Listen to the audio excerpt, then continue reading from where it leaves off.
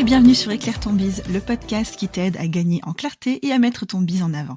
Je suis Vanessa, maman de jumelles et mentor business, et j'accompagne les entrepreneurs en manque de temps à jongler entre leur vie pro et perso sans bouffer leur vie de famille. Ici, on parle stratégie, communication, mindset, organisation, avec humour et bottage de fesses quand c'est nécessaire. Si tu sens aujourd'hui que tu es freiné ou que tu stagnes dans le développement de ton business sans comprendre l'origine du problème, arrête-toi, tu es au bon endroit. Hello et bienvenue sur Éclaire ton bise. Je suis très heureuse de te retrouver en ce début du mois de septembre, du coup pour le premier épisode depuis plus d'un mois, puisque j'ai pas publié, pas posté depuis tout le mois d'août en tout cas. Donc je suis très contente de reprendre le podcast aujourd'hui. Voilà, ça me fait un peu bizarre de reprendre, donc j'espère que je vais arriver à reprendre mes marques. Mais en tout cas, on va parler d'un sujet qui me plaît énormément et sur lequel je commence à réellement me positionner puisque je trouve que ça me correspond bien en tout point, que ce soit au point de vue de la technique et de la stratégie. Et on va parler du coup de ton offre et comment savoir si tu es vraiment prête à la vendre. Je vois cet épisode un peu comme une checklist qui pourrait t'éviter ou te permettre de comprendre pourquoi peut-être tu ne vends pas actuellement et ce que tu peux changer pour que ta situation ne soit plus la même d'ici quelques jours, quelques semaines maximum. Donc si tu es prête, je te laisse écouter la checklist, prends des notes si tu as besoin ou alors écoute ce premier épisode et puis refais une deuxième passe avec un bloc-notes prêt à la main si tu écoutes cet épisode alors que tu es en train de faire autre chose. Et puis comme ça tu pourras être prête à modifier toute ta communication autour de ton offre. C'est parti. Alors on y va. Alors on va commencer par faire un léger rappel. Pourquoi est-ce qu'à mon sens c'est important de savoir à quel point tu es prête à vendre ?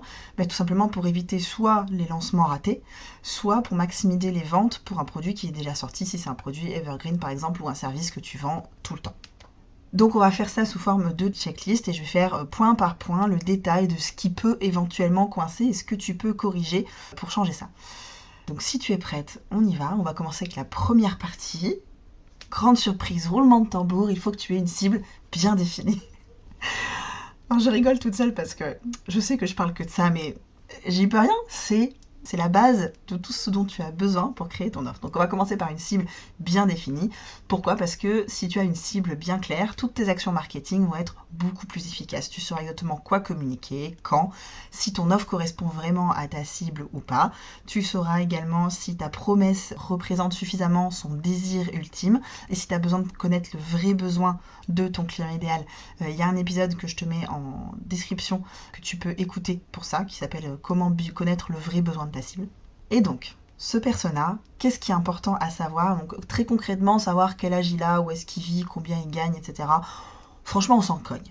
Franchement, on s'en cogne. Savoir quelle est sa série préférée, etc. Ça va t'aider dans ta communication si tu veux savoir exactement qu'est-ce que tu dois communiquer. Si tu dois mettre des mèmes, des choses comme ça, utiliser des petites vidéos, des gifs. Ouais, ça va t'aider. Mais sinon, on s'en cogne. Ce dont tu as vraiment besoin, c'est de connaître ses problématiques, ses désirs, ses freins à l'achat. Et voilà. Une fois que tu as déjà ça, franchement, tu as la base de ton persona et tu sais exactement sur quel point appuyer pour vendre tes produits et comment construire tes promesses, etc., etc. Donc vraiment, ça, c'est les 3 choses dont tu as absolument besoin au niveau de la psychologie de ton client idéal. Comment est-ce que tu peux faire tout ça ? Il y a plusieurs méthodes. Ma méthode préférée, celle que je recommande à fond, surtout dans Persona Magnétique, ça va être de faire des interviews client idéal. C'est-à-dire que tu vas faire une visio ou un appel téléphonique où tu vas parler à ta cliente idéale, tu vas lui poser plein de questions. Tu vas la laisser parler le plus possible. À chaque fois que tu vas lui poser une question, tu vas attendre qu'elle ait vraiment fini de parler. Voire, tu vas insister en disant « Ok, est-ce qu'il y a autre chose ?» pour voir vraiment la profondeur de ses problématiques, la profondeur de son désir, le pourquoi du comment, etc., etc. Et en faisant ces appels, donc ça prend en moyenne, alors quand tu es chevronné, 20 à 40 minutes. Les premiers, en général, ça prend entre 40 minutes et 1 heure minimum. Donc voilà, sois prête. Tu peux commencer avec des personnes que tu connais déjà, si ta cible est des personnes que tu connais déjà. Tu peux commencer avec des anciennes clientes. Tu peux essayer avec des prospects. Tu peux communiquer sur les réseaux sociaux, communiquer sur n'importe quelle communauté dont tu fais partie. Et dire voilà, j'ai rien à vendre, je cherche juste à comprendre vos problèmes pour établir mes offres. J'ai juste des questions à vous poser. Si vous êtes prête à passer 40 minutes avec moi, en échange, je vous offre un template, des réponses à vos questions, un mini audit. Enfin voilà, tu vois ce que tu peux proposer en échange si tu n'as pas assez de retour. Mais voilà, pour moi, vraiment, les interviews, c'est ce qui fonctionne le mieux. Et après, tu as l'option questionnaire, enquête, donc via un Google Forms par exemple, où tu vas reprendre les mêmes questions et tu vas les laisser mais à l'écrit. Pourquoi je préfère la visio ou l'audio à l'écrit? Tout simplement parce que la personne ne va pas pouvoir revenir sur ce qu'elle a pensé. Une fois, quand elle l'écrit, des fois elle corrige, elle revient, elle se dit bah non, je peux pas écrire ça, attends, parce que là non, oui, mais alors si je dis ça, elle va penser que, donc voilà. À l'écrit, c'est beaucoup moins fluide, et surtout tu peux pas rebondir sur les questions. Et ça arrive très souvent aussi que les réponses à l'écrit soient extrêmement courtes, du style non ou oui, et ça aide pas du tout. Donc un maximum de questions ouvertes, par lesquelles on peut pas répondre par oui ou non déjà, et si possible en live, ça t'aidera en plus derrière pour la vente. Après ça, tu vas pouvoir créer vraiment ton persona client et définir ses besoins, ses douleurs, ce qui lui pose problème, ses envies. Voilà, vraiment te faire un portrait psychologique de ton client idéal. Et une fois que tu as fait tout ça, tu vas pouvoir déjà te rendre compte si ton offre correspond ou pas à ton client idéal. Si elle correspond bien, tu vas pouvoir te pencher sur ok, mais dans ce cas, quels sont ses freins à l'achat et comment est-ce que je peux répondre à ces freins à l'achat. Donc soit tu y réponds juste par la méthode d'une FAQ, soit tu y réponds directement dans ton offre avec des bonus qui sont en prévision d'un problème qu'elle pourrait avoir après la fin de ton achat. Par exemple, je suis graphiste, je crée des identités visuelles. Ok, super. Quel est le problème que peut voir ma cliente idéale après avoir eu son identité visuelle? Ça peut être comment l'utiliser. Ça peut être et si je veux changer tel truc. Ça peut être et si j'ai un nouveau support. Comment est-ce que tu peux répondre à ça? Tu peux peut-être lui offrir des templates en prévision qui peuvent faire partie d'un bonus dans ton offre. Ou alors tu peux peut-être proposer une séquence supplémentaire ou un suivi dans X mois qui dit ok voilà, au bout de 1 mois on revoit tous les contenus que tu as fait et comment tu peux les améliorer pour qu'ils soient adaptés à ta communication et au brand board ou au mood board ou à l'identité visuelle que je t'ai créée et que ça corresponde vraiment à tes besoins et que tu n'aies pas de questions dans 1 mois. Voilà, par exemple. On passe à la deuxième étape de la checklist. Ouais, c'était déjà long, j'ai déjà passé 5 minutes sur le client idéal. La deuxième étape, ça va être de vérifier le problème à résoudre. Est-ce que tu résous vraiment un problème avec ton produit? Oui ou non? La question, elle est relativement simple. Si oui, tant mieux. Est-ce que tu es sûr que tu communiques bien sur ce problème-là quand tu en parles? Est-ce que tu parles pas plus du nombre de séances, du nombre de templates, du nombre de minutes accordées, du nombre d'heures de vidéo, etc. Ça, ton client idéal, il s'en fout. Ton client idéal, ce qu'il veut savoir, c'est est-ce qu'à la fin, son problème va être résolu, oui ou non? Comment est-ce qu'il va se sentir à la fin de ton offre?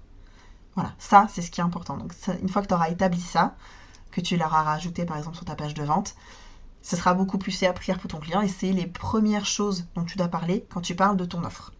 Si tu es dans la perte de poids, alors oui, ton client idéal veut perdre du poids, c'est sûr, mais peut-être surtout qu'il veut se sentir bien dans ses vêtements, peut-être qu'il veut savoir s'habiller exactement comme il en a envie, peut-être qu'il veut manger à sa faim sans se préoccuper de ce qui va se passer derrière, peut-être qu'il veut juste avoir une meilleure image de lui quand il se regarde dans le miroir.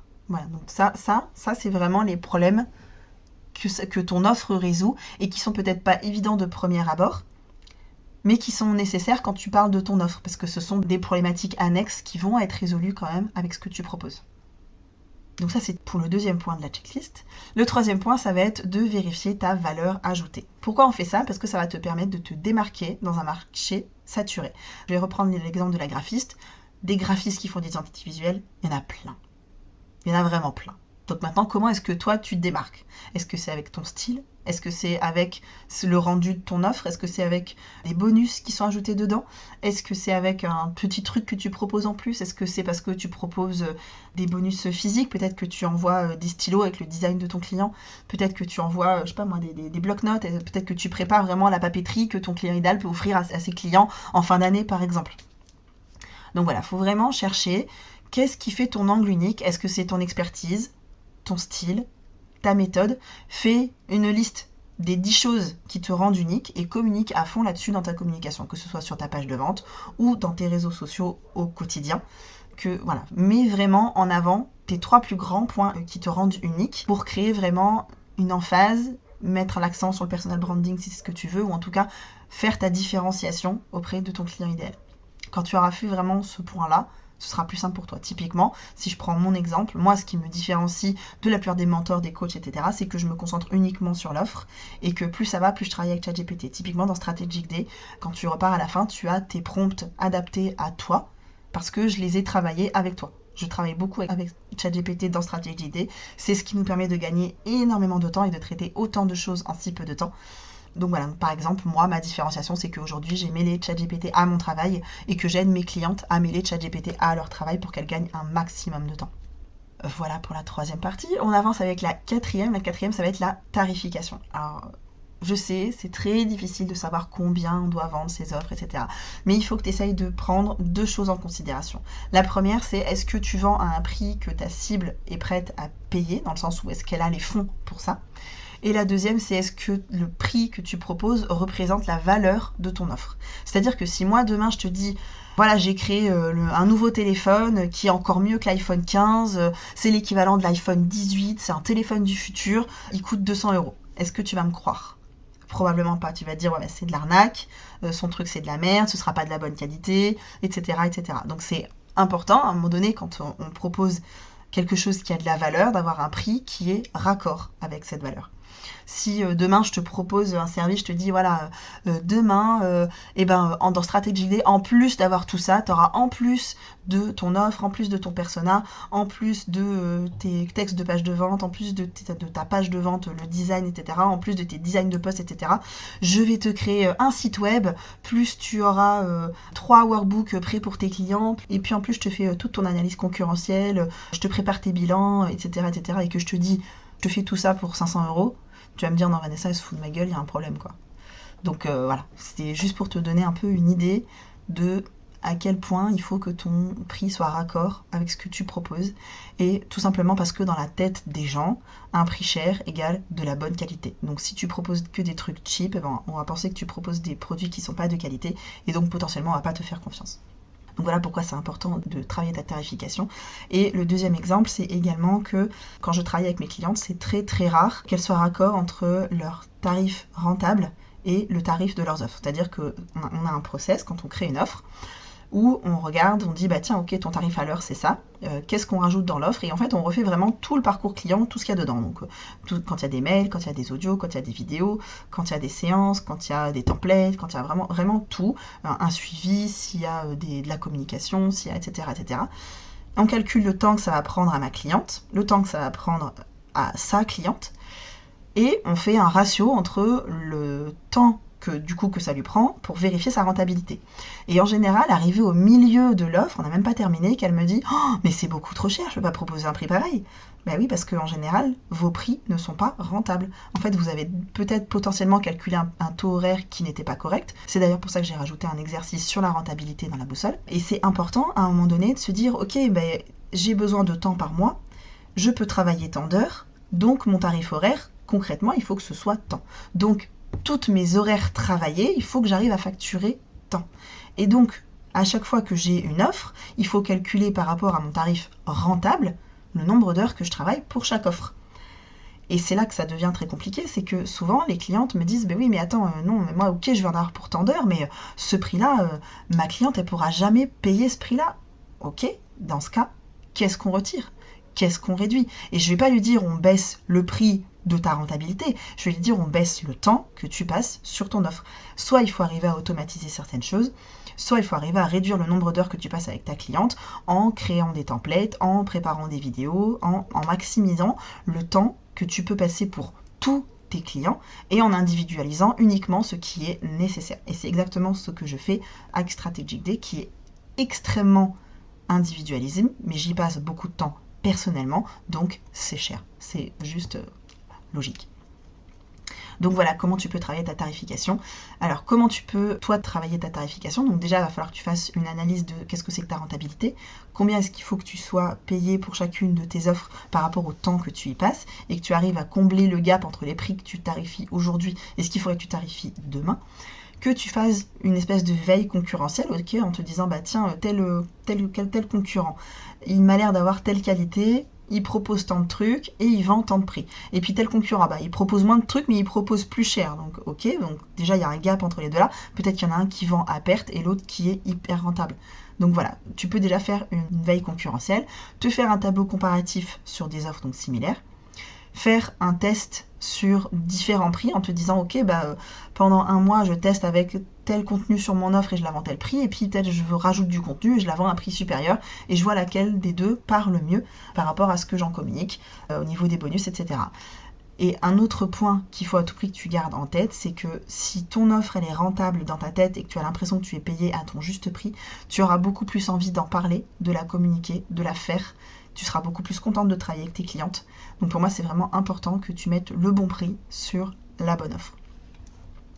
Voilà pour le 4e point. En avant pour le 5e, et on va passer du coup sur tout ce qui est preuve sociale. Donc à quel point c'est important? Je pense que toi, tu as déjà regardé des offres, des produits, des services sur Internet. Qu'est-ce qui t'a fait acheter? Probablement, ça va être les témoignages. Les témoignages, ce que les gens ont dit de cette offre. Peut-être qu'au départ, tu t'es dit, ouais, non, ça a l'air d'être une arnaque, c'est pas possible, ça marche pas, etc. Peut-être que tu as regardé ce que disait la page de vente et tu t'es dit, ouais, mais ça me parle pas, j'ai pas l'impression que ce soit fait pour moi. Et puis, tu as vu un témoignage où tu t'es dit, ouais, la nana, elle avait exactement la même situation que moi. Et aujourd'hui, elle est exactement dans la situation que je voudrais atteindre. Donc, potentiellement, ce produit, en fait, il est fait pour moi. Peut-être qu'il faut que je regarde un peu mieux la FAQ, etc., etc. Mais si on en est à ce stade-là sur la page de vente, c'est que ta page de vente, elle a été mal faite. Donc ça, c'est le premier point. Deuxième point, du coup, il va falloir avoir un maximum de témoignages. Donc c'est important de les récolter de manière récurrente, d'avoir un process de récupération de tes témoignages où tu envoies un mail automatique si possible, tu relances une fois, 2 fois, si possible tu vas contacter directement la personne en MP. Moi typiquement ce que je fais avec Strategic Day, c'est qu'à chaque fin d'atelier, j'envoie un petit message sur WhatsApp, parce que du coup on a un mois de suivi après Strategic Day. J'envoie un petit message sur WhatsApp et je dis ok, tiens, voilà, j'ai 3 questions pour toi suite à la fin de notre atelier. Est-ce que tu peux me répondre à chaud pour que j'ai ton sentiment là tout de suite et que je vois ce qui va pas, ce que je dois améliorer pour les prochaines. Et ces réponses-là, ça me sert aussi de témoignage. Et quand Strategic Day est fini, j'ai un questionnaire complet qui part pour parler de l'expérience complète et pouvoir le relever de la situation avant-après de ma cliente idéale. Ce que tu peux faire également, donc tu as donc les preuves sociales et juste les avis clients, c'est bien, mais après tu peux faire vraiment ce qu'on appelle des études de cas. Donc j'en ai déjà fait plusieurs sur mon compte, si tu veux regarder un peu, prendre des exemples, sur mon compte Instagram donc. Je vais avoir des études de cas où je présente une personne et sa situation avant-après rapide en première page en disant voilà, par exemple, Audrey est passée de quasiment de 10 clients par mois en moyenne à 30, entre 20 et 30 minimum tous les mois sans faire d'efforts supplémentaires. Qu'est-ce qu'elle a fait pour ça? Et donc j'explique le process, tout ce qu'on a mis en place avec Audrey pour travailler sa valeur, pour travailler son contenu, pour travailler son compte Instagram, travailler la façon qu'elle a de parler d'elle-même, etc. Et une fois que cette étude de cas est faite, je dis voilà, ce qu'on a fait pour ça, c'est dans telle offre. Et j'ai fait la même chose pour des études de cas, comme par exemple Sarah, qui est passée de 70 heures de travail par semaine à seulement 4 jours de travail par semaine, donc 32 heures en moyenne. Qu'est-ce qu'on a mis en place, etc. J'ai d'autres études de cas, typiquement que tu peux aller regarder sur mon compte Instagram. Et voilà, c'est pour te donner vraiment une idée de qu'est-ce que c'est qu'une étude de cas. C'est vraiment faire l'analyse de tout le travail que tu as mis en place avec un ou une cliente et ce qui a changé, ce qui s'est passé pour cette personne et comment tu peux relier ça après à tes offres. Et bien entendu, tes témoignages, il faut vraiment qu'ils soient bien affichés sur ta page de vente, qu'on les voit si possible sur 2 sections différentes. Un où tu présentes peut-être une étude de cas au début, puis après tu présentes tous tes avis clients en dessous, ou alors tu en mets 2, 3 en haut, puis tu en remets une dizaine en dessous. Enfin voilà, il faut essayer d'équilibrer, que tu aies les meilleures, vraiment les plus grandes transformations, celles qui sont les plus parlantes au-dessus, et les plus classiques, on va dire, sur la 2e section de témoignages. Une petite aparté pour les personnes qui n'auraient pas encore de preuve sociale, c'est le moment de vous dire ok, je fais une bêta test où j'offre mes services en échange d'un retour complet. Alors, j'aime pas dire il faut offrir pour, mais pour vous faire prendre confiance à vous et pour vous permettre d'avoir de vrais retours qui soient complets et que vous allez pouvoir utiliser pour vos réseaux sociaux, ça peut être une case nécessaire. Vous pouvez aussi vous dire, ok, je morcelle, je dis, voilà, je propose telle partie de mes services gratuitement, j'attends d'avoir des retours, et quand c'est fait, je dis, ok, voilà, maintenant, en plus de ça, je propose tel truc. Et puis peut-être que la même personne sera partante pour faire plus pour vous. Et de toute façon, si vous délivrez un travail de qualité, les gens qui ont travaillé avec vous, ils auront envie de promouvoir ce que vous avez fait pour eux. Ils auront envie d'en parler, ils auront envie de partager cette expérience avec vous, ils auront envie de parler de vous. Donc vraiment, juste démenez-vous, même si c'est pour une personne gratuitement, démenez-vous pour avoir un avis client, mais du feu de Dieu, vous vous défoncez, vous allez chercher dans vos tripes tout le meilleur moyen d'aider cette personne-là et de lui faire atteindre sa situation rêvée. Et après, vous passez au prochain client. La 6e étape de notre checklist, ça va être l'appel à l'action.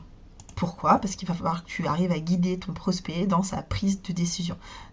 Ton prospect, quand il va arriver sur ton offre, que ce soit sur tes stories à la une, sur ton compte Instagram, sur une story, sur une page de vente, sur une présentation d'offre, etc., il va falloir que tu le guides entre « Ok, j'ai un problème, il existe une solution, la solution, elle peut me faire atteindre ma solution rêvée.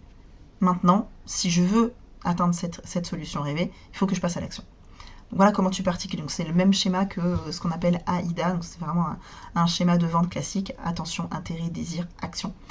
Et donc tes appels à l'action doivent être absolument clairs et incités à l'action. C'est pas juste si tu veux en savoir plus. Non, ça m'incite pas à passer à l'action du tout. Réserve maintenant. Achète. Passe de l'autre côté. Réserve un appel découverte. Voilà, ça c'est des vrais appels à l'action avec un verbe d'action. Et pas juste je réfléchis à tel truc ou ça pourrait m'intéresser. Ou tu vois, vraiment juste un appel à l'action qui soit clair et qui incite à dire ok, j'y vais, c'est pour moi. Maintenant c'est le moment. Donc tu vas réserver ta place maintenant au lieu de en savoir plus typiquement. La 7e étape de notre checklist, ça va être le moyen de paiement. Pourquoi c'est important ? Parce que l'idée, c'est de ne pas perdre ton client sur la dernière étape. Donc il faut lui faciliter le paiement le plus possible. Donc là, tu as plusieurs options. Tu vas avoir soit tout simplement un paiement par carte sur Stripe, soit mettre en place un paiement PayPal, mais voilà, quand tu veux vendre quelque chose, plus tu facilites le paiement, mieux c'est. Moi, quand je vends Strategy, donc j'ai un appel découverte, et à la fin de l'appel découverte, si la personne est partante, je lui envoie un mail, et je lui dis, ok, maintenant c'est à toi de passer à l'action, si tu es prête, c'est ici que ça se passe, tu cliques là, et tu vas pouvoir faire ton règlement. Et là, elle arrive sur une page où il y a la page de paiement prête, donc que ce soit une page de paiement Stripe, tu as également GoCardless, tu as PayPal, tu peux avoir une page peut-être sur Podia, réservation sur Calendly, des choses comme ça. Mais voilà, plus c'est simple, plus c'est facile, plus ton client aura de possibilités de passer à l'action et aura confiance en toi.